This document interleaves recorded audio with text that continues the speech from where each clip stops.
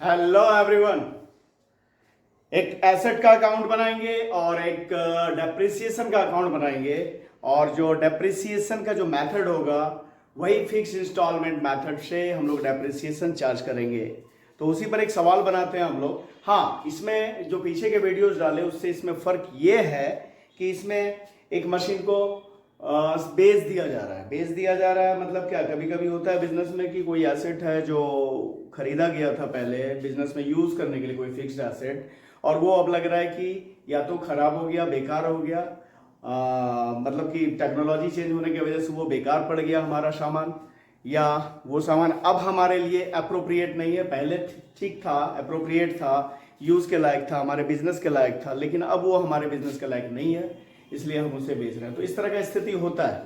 तो यहाँ पे क्या है, एसेट खरीदेंगे भी और फिर एक समय के बाद उस एसेट को बेच दिया जा रहा है, वो भी दिखाएंगे इस एसेट अकाउंट में। और एक साथ में डेप्रिसिएशन का अकाउंट बनाएंगे। डेप्रिसिएशन का मेथड वही स्ट्रेट लाइन मेथड या फिक्स्ड इंस्टॉलमेंट मेथड या इक्वल इंस्टॉलमेंट मेथड या ओरिजिनल कॉस्ट ऑफ मेथड और कॉस्ट मेथड, मतलब सबका मतलब एक ही है कि स्ट्रेट लाइन मेथड से डेप्रिसिएशन चार्ज किया जाएगा। तो सवाल ये है, पहले सवाल देख लेते हैं। सवाल है, company whose accounting year is a calendar year. Calendar year है, एक कंपनी है जिसका कि अकाउंटिंग लेखांकन वर्ष जो है वो कैलेंडर के हिसाब से। कैलेंडर ईयर मतलब क्या, जनवरी से शुरू होकर दिसंबर में खत्म होता है, ठीक है। फाइनेंशियल ईयर ये मतलब क्या, अप्रैल से शुरू होता है, मार्च में खत्म होता है। तो इसका जो अकाउंटिंग ईयर है वो कैलेंडर ईयर है। परचेज ऑन 1 अप्रैल 2018, 2018 के अप्रैल 1 को मशीनरी खरीदा, मशीनरी कॉस्टिंग 30,000, 30,000 का मशीन खरीदा 1 अप्रैल 2018। It purchase further machinery on 1 अक्टूबर 2018, उसी साल अक्टूबर 18 में, उसी साल अक्टूबर में एक और मशीन खरीदा है 20,000 रुपए का। मतलब कि 2018 में एक मशीन 30,000 का खरीदा 1 अप्रैल 2018 को, और 1 अक्टूबर 2018 को दूसरा मशीन खरीदा जो 20,000 रुपए का। ऑन 1 जनवरी 2020, 1 जनवरी 2020 को 1/3 of machinery installed on 1 April 18 became obsolete and was sold for ₹3,000। क्या हुआ कि 1 जनवरी 2020 को एक मशीन का 1/3 भाग, कौन से मशीन का 1/3 भाग, तो जो पहले 1 अप्रैल 2018 को जो इंस्टॉल हुआ था उसका 1/3 जो पार्ट है वो बेकार हो गया, ऑब्सोलेट हो गया और उसे बेच दिया गया। कितने में बेच दिया गया, 3,000 में। Depreciation is being charged on fixed installment method at the rate of, percentage यहां देना मैं भूल गया, eight the rate of 10% per annum, ठीक है, पर एनम। डेप्रिसिएशन जो चार्ज किया जाता है 10% प्रति वर्ष के दर से। किस मेथड से, तो फिक्स इंस्टॉलमेंट मेथड से। हमें बनाना है क्या, prepare machinery and depreciation account.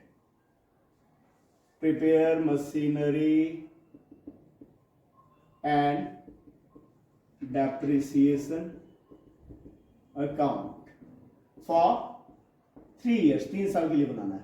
तो सबसे पहले हम लोग मशीनरी अकाउंट बनाते हैं, मतलब कि एसेट अकाउंट। ये इसे थोड़ा और ऊपर से लेते हैं, यहां से परचेज्ड, ये डेट का कॉलम, फिर पर्टिकुलर, फिर अमाउंट का कॉलम, फिर डेट का कॉलम, पर्टिकुलर का कॉलम और अमाउंट का कॉलम। थोड़ा इधर से ही ले लेते हैं।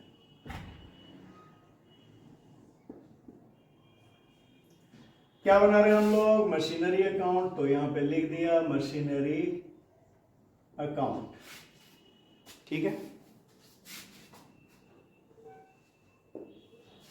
Date, particular, amount, date, particular और amount. Left side debit, right side credit. हम लोग एसेट अकाउंट बना रहे हैं। अच्छा, एसेट का जो नेचर होता है, जो एसेट के बैलेंस का नेचर होता है, डेबिट होता है। तो जब जब वो बढ़ेगा तो डेबिट में, जिस भी वजह से वो बढ़ रहा है तो डेबिट में, और जब वो घट रहा है तो क्रेडिट में। और याद रखने के लिए एक बात याद रख सकते हैं कि मशीन को खरीदना डेबिट में दिखाएंगे, ठीक है। मशीन पे अगर बेचा है उस पर प्रॉफिट हो गया, मशीन को ही बेचा इन केस और उससे प्रॉफिट हुआ तो उसे भी डेबिट में दिखाएंगे। तो क्या दिखाएंगे डेबिट में? मशीन का खरीदना, और अगर मशीन को बेचा उससे कुछ प्रॉफिट हो गया तो उसे डेबिट में दिखाएंगे। और क्रेडिट में क्या दिखाएंगे? तो मशीन का डेप्रिसिएशन, मशीन को जो बेचा उसे दिखाएंगे, और मशीन को बेचने से अगर लॉस हुआ तो उसे भी क्रेडिट में दिखाएंगे, ठीक है। तो शुरू करते हैं। मशीन जो खरीदा, पहला मशीन भाई 2018 में 1 अप्रैल को, तो 2018 के अप्रैल 1 को टू बैंक अकाउंट, पहला मशीन। अच्छा, मशीन दो अलग अलग मशीन है तो यहाँ पे नंबरिंग कर देते हैं जिससे समझने में आसानी हो। ये पहला मशीन है M1, कितने का खरीदा? तो 30,000 का, ठीक है। और फिर उसी साल 2018 के अक्टूबर में ही एक दूसरा मशीन भी खरीद लिया है, तो अक्टूबर 1 टू बैंक अकाउंट, ये दूसरा मशीन है M2, कितने का खरीदा? तो ये खरीदा 20,000 का, दूसरा मशीन। अच्छा, उस साल अब डेप्रिसिएशन चार्ज करेंगे, तो भाई एंड ऑफ द ईयर, मतलब इसका कैलेंडर ईयर है तो समाप्त कब होगा? December 31 को, तो December 31 को डेप्रिसिएशन करेंगे बाय डेप्रिसिएशन अकाउंट M1 का और M2 का। कितना डेप्रिसिएशन होगा? तो भाई 10% है फिक्स्ड इंस्टॉलमेंट मेथड से। तो फर्स्ट मशीनरी M1 लिख देते हैं, M1 पे डेप्रिसिएशन होगा कितना भाई? तो मशीन कितने का है? मशीन है 30,000 का, उसका 10% 3,000 होता है। लेकिन बिल्कुल जनवरी में नहीं खरीदा गया, अप्रैल में खरीदा गया, तो भाई जनवरी फरवरी मार्च 3 मंथ तो निकल गया, दिसंबर तक में, अप्रैल से दिसंबर तक में 9 मंथ होगा, तो हम 9 मंथ का डेप्रिसिएशन करेंगे। डेप्रिसिएशन फॉर 9 मंथ्स, कब से कब तक? अप्रैल टू दिसंबर, ठीक है। तो 3,000 तो पूरे साल का है, तो 9 मंथ का, तो 3,000 गुना 9/12, तो ये कितना हो जाएगा? 2,250 रुपए, 2,250, है ना। ये 9 मंथ का डेप्रिसिएशन हो गया इसका 2,250। अच्छा, M1 का तो 9 मंथ का, M2 का है वो 20,000 का, उस पर भी 10% ही लगना है, तो पूरे साल का तो 2,000 होगा। पर वो खरीदा गया कब? वो खरीदा गया है अक्टूबर में, तो अक्टूबर नवंबर दिसंबर 3 मंथ का डेप्रिसिएशन होगा इस पे। कब से कब तक? तो उसे लिख लेते हैं डेप्रिसिएशन फॉर 3 मंथ्स। कब से कब तक भाई? तो अक्टूबर टू दिसंबर, तो 3 मंथ का करेंगे तो 2,000 पूरे साल का है, तो 3 मंथ का 3/12, तो ये आएगा 500। तो दोनों का डेप्रिसिएशन पहले साल का निकल गया। M1 का 2,250 और M2 का 500, मिलाकर हो गया 2,750। अब बैलेंस करेंगे तो 30 20 50,000 इधर टोटल हो गया।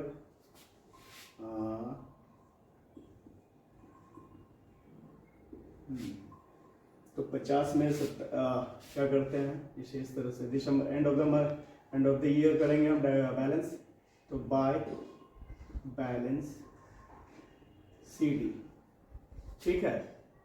कितना हो रहा है भाई? 30,000 वाला जो मशीन है M1 हमारा, उसमें 2,250 का डेप्रिसिएशन हुआ, तो 30,000 में 2,250 घटा दिए, तो हमारा वो कितने का हो गया? 750 और 27,750, 27,750, 28,000। हाँ, तो M1 हमारा 30,000 में 2,250 डेप्रिसिएशन होने के बाद पहले साल के अंदर बचा 27,750 का। और M2 20,000 में 19,500 डिडक्ट किया, कितने का बचा, सॉरी 20,500 डिडक्ट किया तो हमारा वो कितने का बचा दूसरा मशीन, 19,500 का। अब इसे ले लेते हैं तो कितना हो गया भाई, इन दोनों का टोटल 50, उसके बाद में 7 5 12 17 और ये 3 47,250 इन दोनों का टोटल हुआ। तो 5 5 10 दोनों 1 10। से अगले साल कैरी करते हैं, मतलब 2019 में हमें 3 साल का बनाना है। 2019 में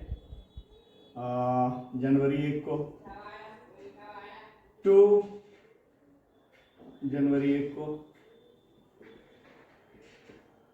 टू बैलेंस बीडी कितना भाई 47,250 ये हो गया। उसके बाद इस साल भी डेप्रिसिएशन करेंगे 2019 के दिसंबर 31 को बाय डेप्रिसिएशन।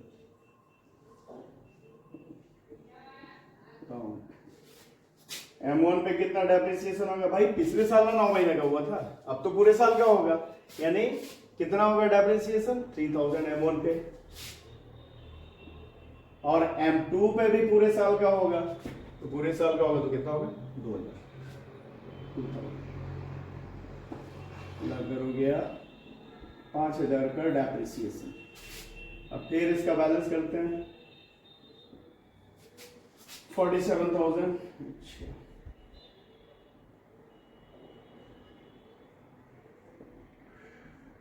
47,250 उसमें से डिडक्ट किया 47,250 में डिडक्ट किया 5,000 तो हो गया 42,250। ये कैसे, तो दोनों मशीन को मिलाकर है ये, तो देख लेते हैं कौन सा मशीन कितने का बच रहा है। बाय बैलेंस CD M1 हमारा भाई 27,750 का था, 3,000 निकल गया तो अब बच गया वो 24,750 का 24,750। और M2 हमारा जो 19,500 का बचा था वो 2,000 घटकर अब बच गया 17,500 17,500। इन्हीं दोनों का टोटल है 42,250। ठीक है, अब इसे अगले साल कैरी करते हैं मतलब 2020 में जनवरी 1 को टू बैलेंस BD 42,250 ये हो गया। और इस साल मशीन का 1/3 इसी 1 जनवरी को ही मशीन का 1/3, कौन से मशीन का, तो पहले मशीन का, पहला मशीन कितने का था 30,000 का, उसका 1/3 पार्ट जो है वो खराब हो गया, बेकार हो गया, उसे बेच दिया गया। तो भाई पहले तो 1/3 निकाल लेते हैं पहले मशीन का, तो पहला मशीन कितने का था 30,000 का, है ना। तो यहां पे देखते हैं, इसे समझते हैं अच्छी तरह से। 1/3 ऑफ मशीन बाउट ऑन कौन वाला, कब जो खरीदा गया था, जो 1 अप्रैल 2018 को खरीदा गया, उसका 1/3 का बात कर रहे हैं। तो उसका 1/3 कितना होगा भाई, 30,000 का था, तो उसका 1/3 करेंगे तो कितना होगा 10,000। ये 10,000 का मशीन को बेचा गया। अच्छा 10,000 का मशीन तो शुरू में था, वो आज के डेट में जब बेच रहे हैं तब कितने का है वो, तो क्या करते हैं उसका डेप्रिसिएशन शुरू से जितना आया वो डिडक्ट कर देते हैं, उसके हिस्से का डेप्रिसिएशन। तो उसके हिस्से का डेप्रिसिएशन भाई पहले साल कितना हुआ होगा 10th फर्स्ट ईयर, पहले साल डेप्रिसिएशन 10% और 9 मंथ, चूंकि बाकी सभी तो 9 मंथ का डेप्रिसिएशन कितना हो जाएगा 10,000 का 10% होगा और 9/12 10%, 10,000 का 10% 9/12 ऐसे तो 10,000 का 10% सीधा करके दिखा देता हूँ यहाँ पे। 1,000 होता पर 9 मंथ के लिए, इसे थोड़ा इधर लिखते हैं, पर 9 मंथ के लिए। तो भाई 1,000 का 9/12, तो 1,000 का 9/12 करें तो 750। तो डेप्रिसिएशन जो पहले साल हुआ इस पे एंड में 750, तो 10,000 में 750 घट गया, तो ये कितने का बच रहा है? बच रहा है हमारा 9,250 का पहले साल के अंत में। अब सेकेंड ईयर का डेप्रिसिएशन, सेकेंड ईयर तो पूरे साल का हुआ, तो सेकेंड ईयर का डेप्रिसिएशन कितना? पूरे साल का हुआ तो 1,000 हुआ, तो ये बच गया 8,250 का। ठीक है, ये बैलेंस कब बचा था? तो ये बचा था 1 जनवरी 2019 को, 1 जनवरी 2019 को। समझने के लिए लिख दे रहा हूं यहाँ पे, ये बिल्कुल शुरू में था, मतलब कब? 1 अप्रैल 2018 को ये वैल्यू था मशीन का, 1/3 मशीन का, 30,000 में से ना 1/3 है, तो 1 अप्रैल 2018 को ये था 10,000 का, जिसमें से 750 का डेप्रिसिएशन होकर के 1 जनवरी 2019 को बचा सर 9,250 को 50 का, और फिर उस पर डेप्रिसिएशन किया है ना, डेप्रिसिएशन सेकेंड ईयर, ये हुआ था फर्स्ट ईयर का डेप्रिसिएशन। ठीक है, 750 घटा कर 9,250 का बचा, फिर सेकेंड ईयर का डेप्रिसिएशन घटा, क्योंकि तीसरा साल बिक रहा है, तो बच गया 8,250 का। और इसे ये वैल्यू कब है? तो भाई जिस डेट को बेच रहे हैं, मतलब 1 जनवरी 2020 को, उस डेट को इस वैल्यू का है। और इसे बेच रहे हैं कितने में? बेच रहे हैं इसे 3,000 में। हमारा सामान था 8,250 का, हमने बेचा 3,000 में, तो बाकी के 5,250 रुपए हमारे क्या हो गए? लॉस ऑन सेल, बेचने पर हमारा नुकसान। ठीक है, अब क्या करेंगे? तो 2020 में जनवरी 1 को सबसे पहले बाय बैंक हमने बेच लिया, बेचकर हमें कितना मिल रहा है? 3,000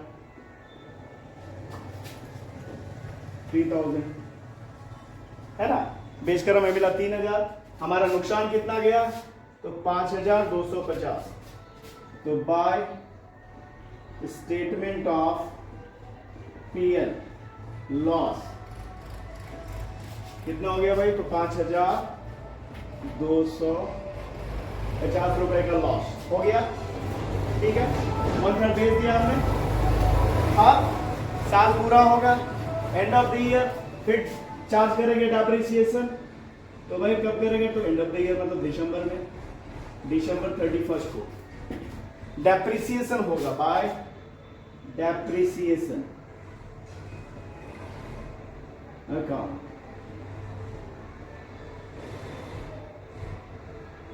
M1 और M2। M1 का डेप्रिसिएशन ऐसे तो 3,000 होता है, पर 1/3 तो बिक गया है, मतलब 30,000 में 10,000 का मशीन बिक गया। ठीक है, तो बचा तो 20,000 का ना, तो उसका डेप्रिसिएशन कितना होगा? 20,000 का 10% होगा 2,000, और दूसरे का तो 20,000 का था ही, उसका तो 2,000 चार्ज हो ही रहा था, मतलब डेप्रिसिएशन दोनों पे 2,000 ही चार्ज होगा।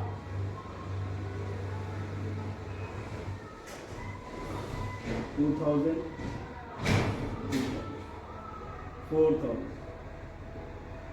4,000 का डेप्रिसिएशन। इसके बाद बैलेंस कर लेंगे।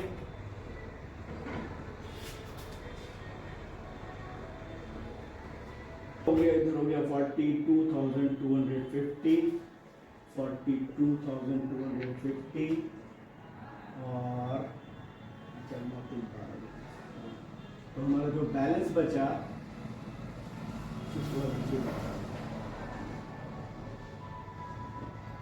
कितना? 42,250 हम जो बैलेंस करेंगे दिसंबर 31 को, तो हमारा बच कितना रहा है दोनों मशीन मिलाकर? बाय बैलेंस CD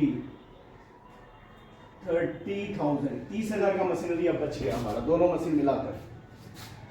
उसे कैरी कर लेते हैं अगले साल, मतलब 2021 में जनवरी 1 को टू बैलेंस BD कितना हो गया? 30,000। तो ये बनाया हमने मशीनरी अकाउंट। ठीक है। अब हम लोग बनाते हैं डेप्रिसिएशन का अकाउंट।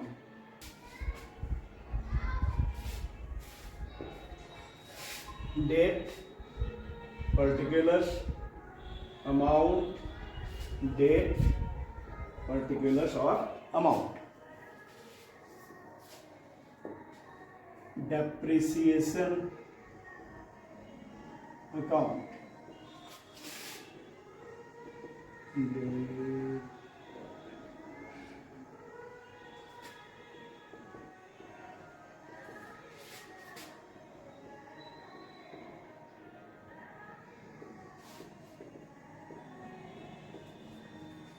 डेबिट और क्रेडिट।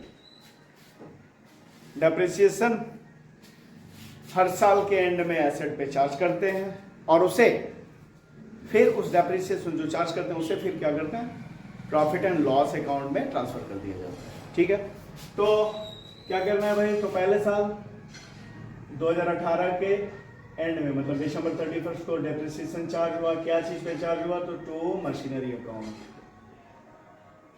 कितना चार्ज हुआ था पहले साल, तो पहले साल चार्ज हुआ था दोनों मशीन का मिलाकर 2750, ये हुआ था ना, हाँ 2750।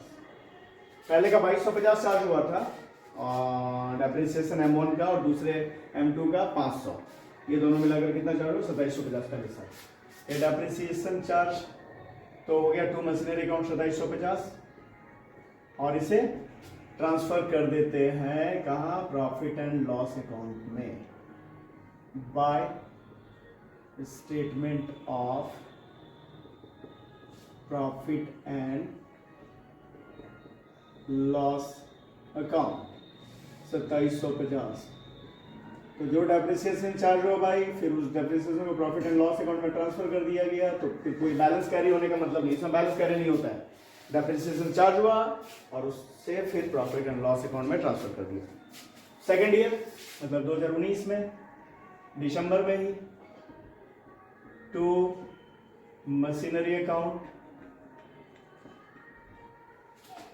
यहां पे कितना चार्ज हुआ था, यहां पे 5000 था। M1 पे भी पूरे साल का और M2 पर भी पूरे साल का। तो M1 का 30,000 गया था, उसका 10% 3000 हुआ था और M2 20,000 था, उसका 10% 2000 हुआ था, मिलाकर 5000। इससे 2019 दिसंबर 31 by statement of profit and loss account.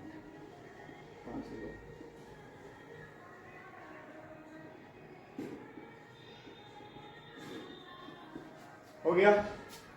और अब बच गया एक साल 2020 में दिसंबर 31 को टू मशीनरी डेप्रिसिएशन जो चार्ज हुआ, कैसे चार्ज हुआ भाई, पहला मशीन 30,000 का नहीं रहा इस साल 20,000 का रहा। 20,000 पे डेप्रिसिएशन चार्ज हुआ क्योंकि उसका 1/3, 30,000 का 1/3 यानी 10,000 का मशीन तो शुरू में ही बिक गया, तो वो भी 20,000 का ही मशीन रह गया था। तो 20,000 का 10% 2,000 और दूसरा तो 20,000 का था ही, उसका भी 10,000 2%, मिलाकर हो गया 4,000।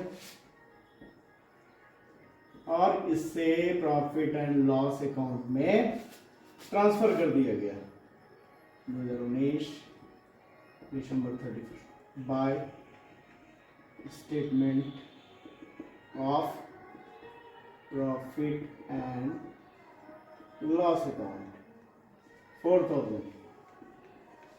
ये हो गया, ठीक है। तो इस वीडियो में इतना ही। अगर आपको वीडियोस पसंद आ रहे हैं तो इन्हें लाइक करना, चैनल को सब्सक्राइब करना और फेसबुक पेज पे मुझे फॉलो करना भूलेंगे नहीं। Thank you.